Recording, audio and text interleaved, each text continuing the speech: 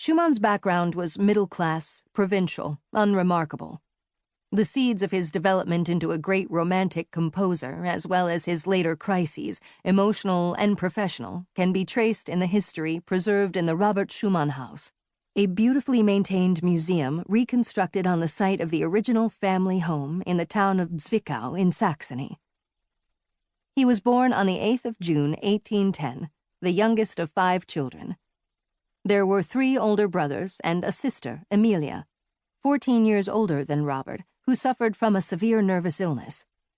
Robert was petted and adored by his mother, Johanna Christiana, the daughter of Abraham Gottlob Schnabel, the chief surgeon of Zeitz.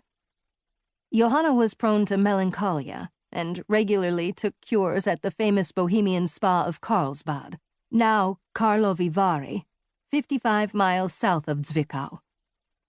She was considered a good singer with a large repertoire of songs popular at the time. August Schumann, Robert's father, was the son of a poor country parson from the small town of Enschutz near Gera. August burned with literary and intellectual ambition, but was forced by the family's poverty to leave school at 14.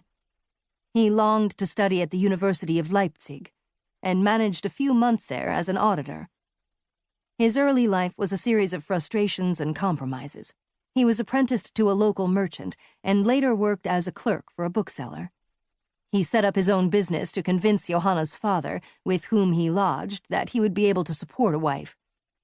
Somehow he preserved his literary ambitions. He wrote and published potboilers, romances of knights and monks in the style of Gothic novels, and he founded a circulating library. A few years later, he moved with his brother to Zwickau and established a publishing and bookselling firm, the Brothers Schumann. Along with lexicons and commercial handbooks, the firm published inexpensive German translations of the classics and a pocket edition of the most eminent English authors, including novels by Sir Walter Scott and the poems of Lord Byron.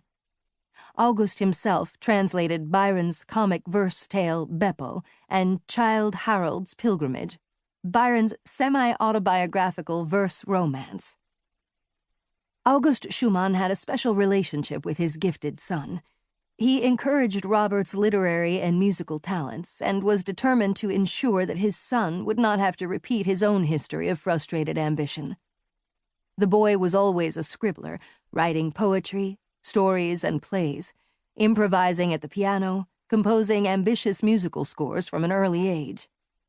As a 14-year-old, Robert helped provide material for his father's publications, including a picture gallery of famous men of all times and places, perhaps suggesting to Robert that he, too, could one day achieve great things.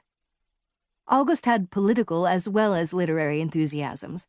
He sympathized with the ideals of the French Revolution and regarded Napoleon as a liberator until he assumed the imperial crown and embarked on the conquest of Europe.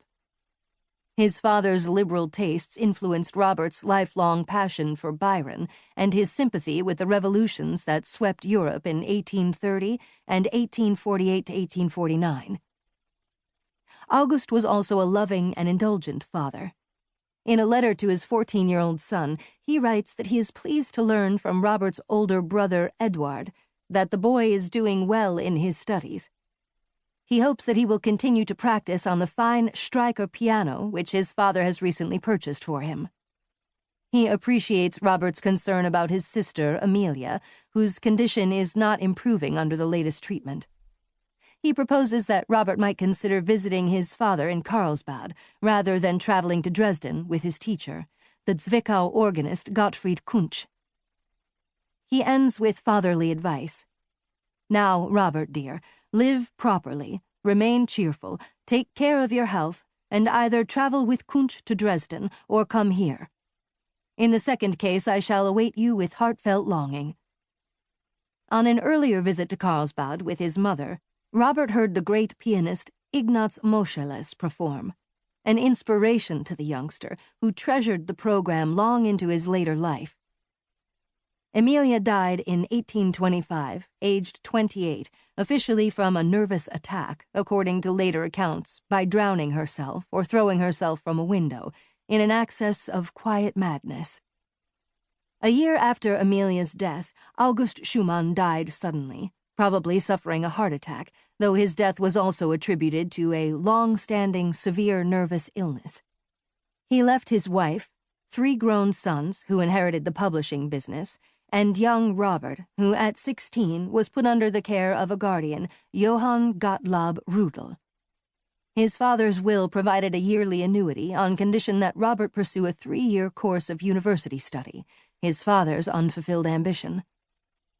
A biography of August, published soon after his death, praised his services as an author and publisher, his selfless devotion to family and friends, and his hope that his talented youngest son might pursue his studies unencumbered by the poverty he himself had experienced as a young man.